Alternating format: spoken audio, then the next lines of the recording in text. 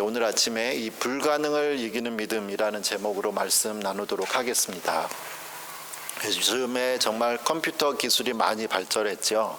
컴퓨터 기술이 많이 발전해서 특별히 인공지능, AI라는 게 이제 나타났고 많은 사람들이 관심을 갖죠. 이 인공지능은 정말 이 세상에 있는 모든 지식을 다 안다고까지 말을 하고 있는데요. 번역도 정말 편하게 할 수가 있고요. 학교에서 과제나 시험도 대신 이게 쳐줍니다. 심지어 요즘에는 목사님들도 목사님 대신에 이제 설교문을 쓰는데 웬만한 목사님들보다 더 은혜로운 설교를 해서 저도 많은 유혹을 받고 있습니다. 이제 설교 본문만 넣으면 분명히 제가 만든 설교문보다 더 좋은 설교문이 정말 바깥에 컴퓨터가 만들어주죠. 이렇게 세상의 기술이 발전해 가면서 사람이 넘볼 수 없었던 그 생명의 연장에 대한 생명 연장에 대한 비상한 관심들이 더 일어나게 됐죠.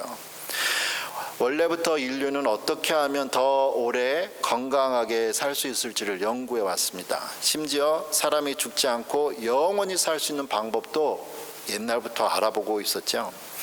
하지만 아무리 과학이 발달한 지금이라고 해도 아직까지는 죽은 생명체를 살리는 기술은 발전하지 못했습니다. 사람의 몸이 아주 복잡하니까요. 이게 무슨 단순히 수명이 다한 건전지 바꾸듯이 뭐 하나 부품을 바꾸면 살아나는 그런 게 아니죠.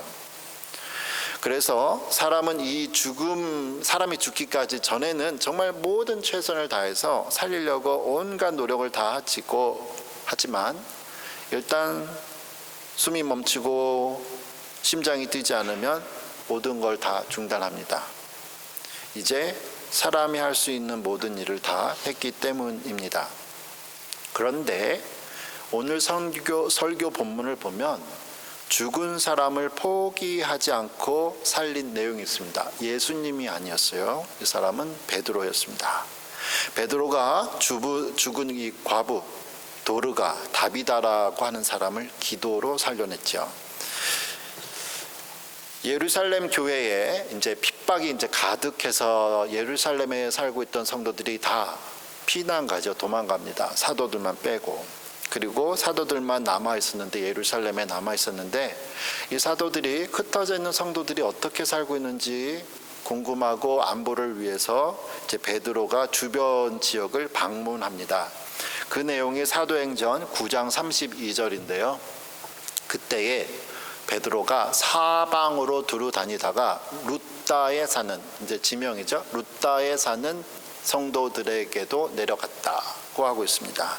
이제 여기에서 루다라는 동네에서 중풍병 걸려서 8년 동안 누워 있었던 이 사람을 베드로가 예수 그리스도의 이름으로 걷게 합니다. 예수님이 걷게 하신 것처럼 이 사람 또한 걷게 하는데 아직 지금 루다라는 이곳에 베드로가 지금 아직 있는데 이제 장면이 바뀌어서 이제 욥바라는 곳에 지금도 이스라엘의 욥바라는 지역을 쓰고 있죠. 욥바라는 곳에 예수님을 잘 믿는 다비다라는 여제자라는 표현을 썼어요. 예수님의 제자. 이 다비다라는 여자가 병들어 죽었습니다. 그 내용이 이제 사도행전 9장 36절 37절인데요. 욥바에 다비다라 하는 여제자가 있으니 그 이름을 번역하면 도르가 아름다운 양이란 뜻인데요. 근데 이 사람이 선행과 구제하는 일이 심히 많더니 그때에 병들어 죽음의 시체를 씻어 다락에 누이니라고 말을 하고 있습니다. 다비다를 예수님의 여제자, 제자, 우리는 주로 제자면 남자 제자들만 이렇게 나왔었는데 정말 처음으로 여제자라는 이름으로 불릴 정도로 예수님을 잘 믿는 사람이었어요. 다비다. 그런데 이제 앞으로는 도르가라는 이름으로 이제 계속 나오게 되는데요. 무슨 일을 했냐면든지 심히 많은 선행과 구제를 했다고 그래요. 근데 죽었죠, 병들어서. 근데 어떠한 일을 했는지 사도행전 9장 39절에 베드로가 이제 왔을 때 이렇게 얘기해요. 모든 과부가 베드로 곁에 서서 울며 도르가가 그들과 함께 있을 때에 지은 속옷과 겉옷을 다 보였다고 합니다. 이 도르가가 살아있을 때 선한 일, 아주 착한 일을 많이 했는데 그 일이 뭐였냐면 과부들이 울면서 지금 하는 얘기가 이 옷이 속옷과 겉옷을 이 여자가 만들었습니다. 지금은 옷이 그렇게 비싸지 않지만 옛날에는 옷이 정말 비쌌죠. 그런데 특별히 도르가가 살던 이 동네가 지금 요빠라고 했잖아요. 요빠는 해안 도시입니다. 바닷가 마을이에요. 고기 잡으러 나간 남편들이 풍랑에 의해서 사고를 당해서 때문인지 다른 도시에 비해서 유독 요빠만이 과부와 고아가 참 많았다고 합니다. 도르가는 자기가 살던 마을에 홀로 남겨진 이 과부와 고아들이 자기가 할 수 있는 일이 뭔가 생각해 보다가 과부들이니까 돈이 없어요. 재정이. 그러면 먹을 거 입을 거가 걱정이죠. 먹을 것은 자기가 못 해줘도 자기가 옷을 만들어준 거예요. 속옷과 겉옷을 재료를 사고 바느질해서 자기 돈으로 이 여자들을 많은 과부들을 섬겼습니다. 그러니까 도르가는 이 사회적으로 아무런 관심을 받지 못했던 이러한 사람들을 자기가 할 수 있는 일을 돈 써가면서 재능 써가면서 시간 써가면서 하다가 병들고 이제 죽었다는 내용입니다. 저는 지금 우리가 39절 저 앞에도 있지만 이 도르가의 죽음을 앞에서 모든 과부들이 다 와서 울면서 이 속옷과 겉옷을 보면서 이게 이 여자가 한 겁니다 하고 베드로에게 하소연하는 이 모습을 보면서 제가 죽었을 때를 한번 생각해 봤어요. 저의 장례식을 내가 죽었을 때 몇 사람이나 나를 위해서 울을까를 이제 생각해 봤습니다. 사람들은 나를 어떻게 기억할까도 생각을 해 보았습니다. 더 나아가서 지금 도르가의 죽음을 울면서 슬퍼한 사람들은 사회적인 약자들이죠. 과부였단 말이에요. 그렇다면 내가 죽었을 때 내 주변에 있는 가난한 사람들, 거지나 누구나 하여튼 뭐 이렇게 사회적인 약자라고 하는 사람들이 내가 죽은 걸 알기나 할까? 라는 생각을 해보게 되었습니다. 오늘 본문에서 이 과부들은 도르가가 자기 돈 들여서 자신들에게 정성스럽게 옷을 바느질한 것을 기억했다는 거죠. 어쩌면 남들이 보기에는 이게 작은 일일지도 몰라요. 옷 한 벌은 뭐 작은 일이 될 수 있지만 모든 과부들을 다 책임지고 자기가 속옷과 겉옷을 했다면 돈도 많이 들고 에너지도 많이 사용되죠. 하지만 도르가는 누구도 돌보지 않는 이 과부들을 돌봤습니다. 이 과부들은 단순히 옷이 아니라 도르가의 사랑과 헌신을 기억한 거죠. 도르가는 그녀가 베푼 사랑을 갚을 능력이 없는 사람들을 도왔습니다. 물론 도르가는 그들로부터 다시 뭔가를 또 돌려받기를 원하지도 않았죠. 그렇다면 우리도 우리가 갖고 있는 이 시간과 물질과 재능을 기본적으로는 정말 나와 나의 가족을 위해서 사용해야죠. 그러나 나와 내 가족만을 위해서 사용하는 것이 아니라 다른 사람을 위해서 사용해야 합니다. 우리가 우리 교회 사랑하고 우리 나라 사랑해서 우리 교회와 우리 나라를 위해서 물질과 시간과 기도를 하는 것 중요하지요. 그러나 우리 나라 이상으로 우리 교회 이상으로 도움이 필요한 다른 교회는 없는지, 다른 사회는 없는지, 다른 국가는 없는지 살펴보아야 합니다. 내가 지금 도왔으니까 언제 돌려받을 생각을 해서 그런 게 아니라 마치 흐르는 물에다 뭘 던지면은 어디 갔는지 모르는 것처럼 선행을 돌려받을 수 없는 그 사람에게 해야겠죠. 나는 그렇게 기억도 못하고 베푼 선행을 그 사람들은 오늘 본문의 이 사람들처럼 이 사람들은 기억하고 하나님은 기억하십니다.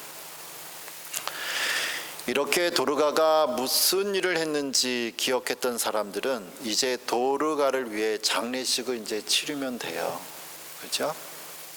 일반적으로 팔레스타인, 예수님이 있던 이 중동 지역 팔레스타인 지역은 너무 뜨겁고 더워서 사람이 죽으면 그날 바로 장례식을 했습니다.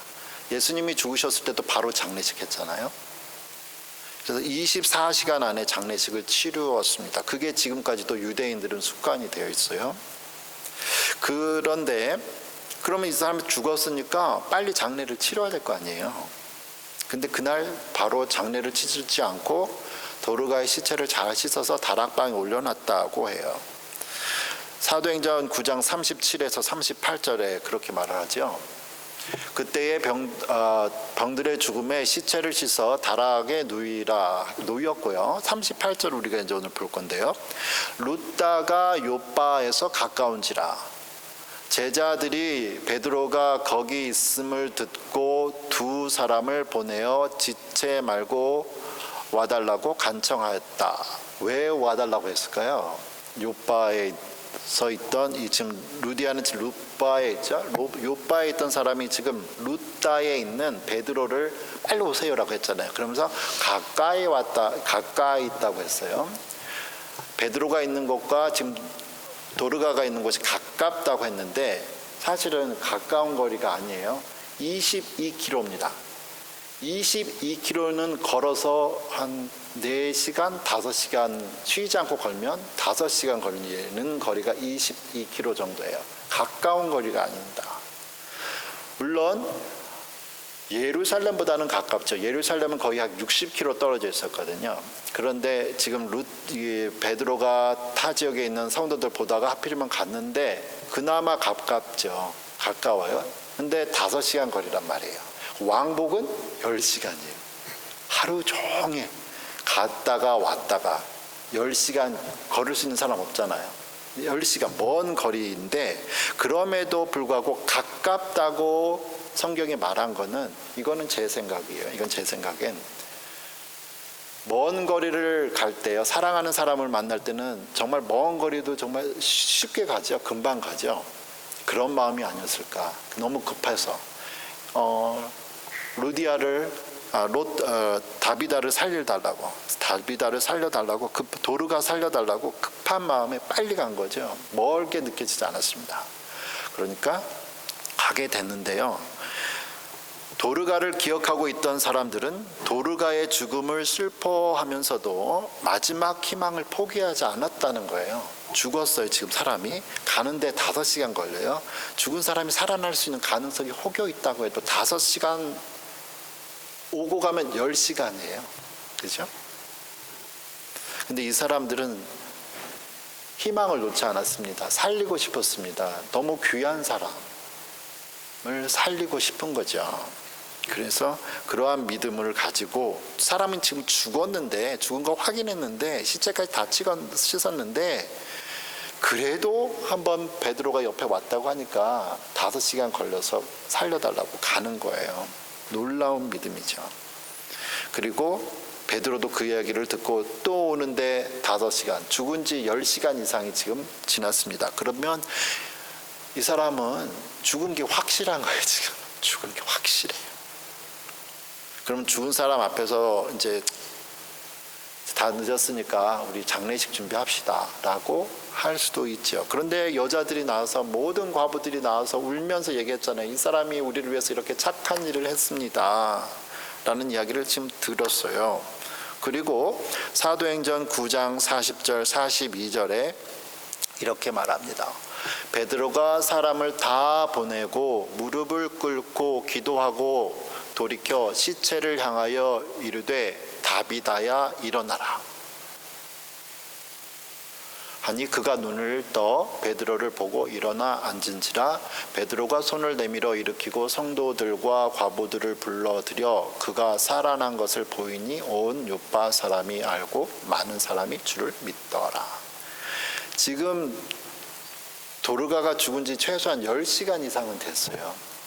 불가능한 상황에서 기도하면서 좀 살려달라고 사람을 보낸 이 동네 사람들도 대단한 믿음이고, 죽은 지 10시간이 넘은 이 시체를 향해서 했던 베드로의 모습을 보세요. 사람들 다 보내고, 그럼 다락에 자기랑 시체밖에 없어요. 거기에서 하나님과 자기밖에 할 수 있는 밖에 없죠. 숨쉬고 있는 존재는 자기밖에 없습니다. 거기에서 무릎을 꿇었다고 하죠. 무릎을 꿇었다는 표현이 중요한 표현인데요. 이스라엘은 다 돌덩어리가 많아서, 돌이 많아서 이스라엘 사람들은 기도할 때 다 서서 기도해요. 무릎 꿇으면 무릎이 아프니까 서서 기도합니다.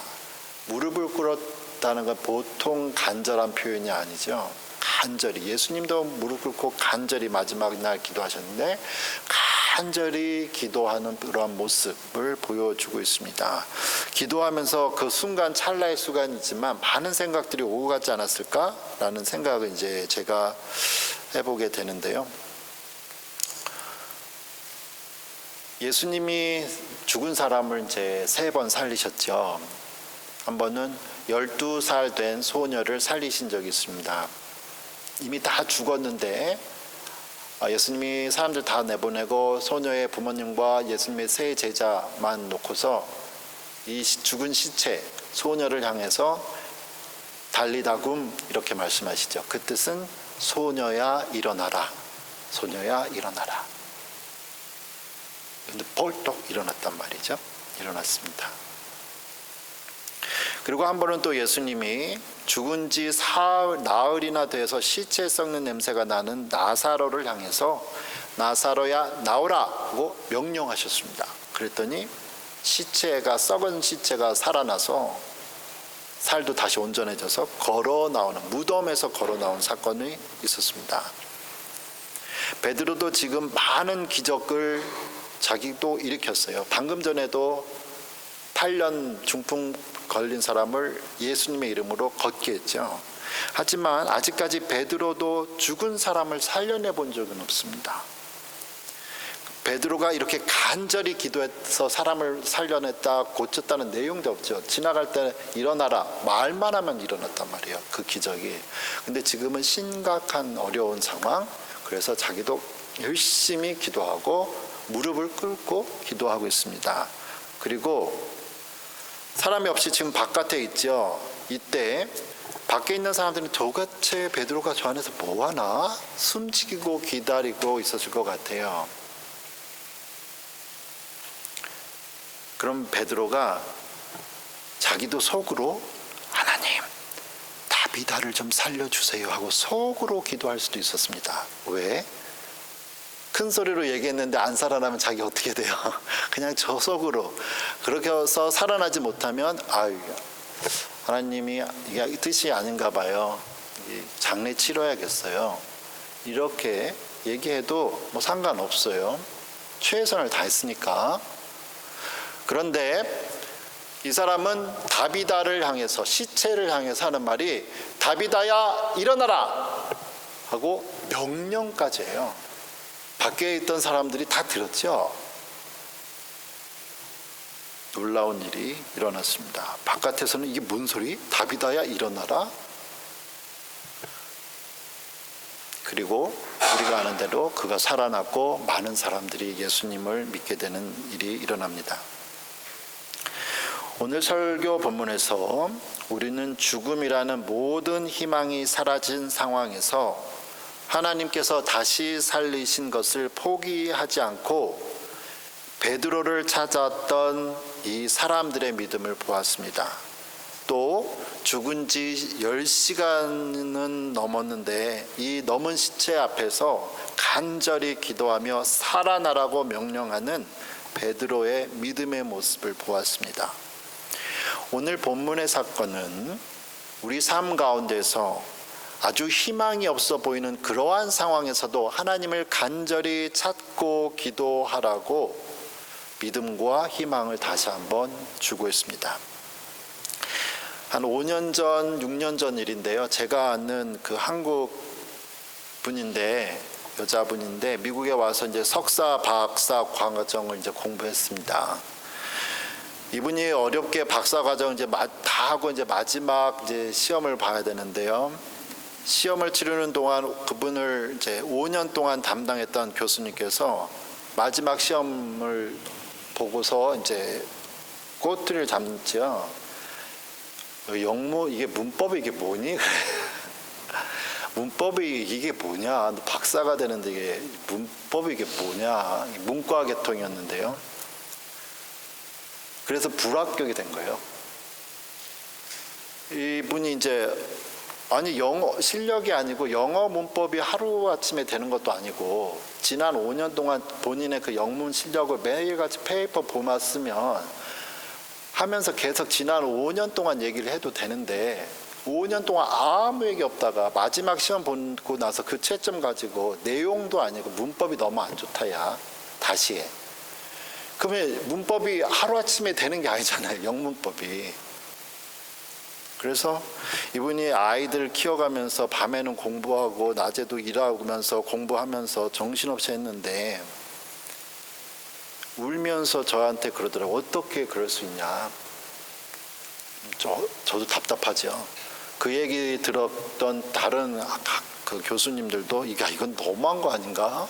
외국인한테 어느 정도 요구하는 수준이 있는데 영어 문법 수준이 내용만 좋으면 되지 이런 걸까지 끝까지 그리고 마지막 시험에 주변의 교수님들도 이해하지를 못했어요. 그래서 저도 이야기를 듣고 제가 아는 분들한테 뭐 기도 좀 해주세요. 이렇게 이런 일이 있네요. 했더니 그것을 듣고 제 아는 분이 이렇게 기도를 하시면 되겠네 그래요.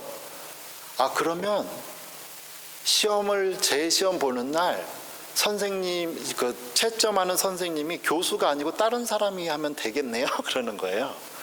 아니 시험 낸 사람이 치러야 되는데 그래서 제가 그랬죠. 그게 말이 됩니까? 담당 교수가 채점하고 제일 잘하는 사람인데 그 사람이 해야죠. 한 달 뒤에 시험이 있었어요. 제가 왜 이 얘기를 하는지 아시죠? 그날 선생님이 바빴다 이거예요. 채점을 못 하잖아요. 그래서 그 과목 제일 잘하는 다른 교수님이 그리고 이분에 대해서 아주 연민을 끼쳤던 이분이 대신 채점을 했습니다. 그리고 그 5월 달에 박사과정 졸업을 하죠. 전능하신 우리 하나님은 못하실 일이 하나도 없습니다. 전능하신 우리 하나님은 그리고 예수님은 병든 자들을 고치시고 죽은 자들을 살리셨습니다. 그리고 우리 예수님은 자신이 죽으신 후에도 모든 사람들이 심지어 제자들조차도 다 포기하고 있는 그 상황에서 3일 만에 다시 살아나셨습니다. 이 예수님을 믿는 수많은 성경과 역사 속의 사람들이 우리에게 불가능한 상황 속에서도 낙심하지 말고 간절히 기도하는 가운데 하나님의 뜻을 찾으라고 하나님의 은혜를 간구하라고 격려하고 있습니다. 우리가 비록 불가능한 문제를 갖고 있지만 이러한 기도 제목을 또 다른 사람들에게 부탁하고 오늘의 본문의 사람들이 베드로에게 가서 살려달라고 얘기한 것처럼 또 그들과 함께 하나님께 기도하는 가운데 선하신 하나님의 뜻을 이루어 하나님께는 영광이 그리고 우리에게는 큰 기쁨과 승리의 삶 사시기를 축원합니다. 아멘.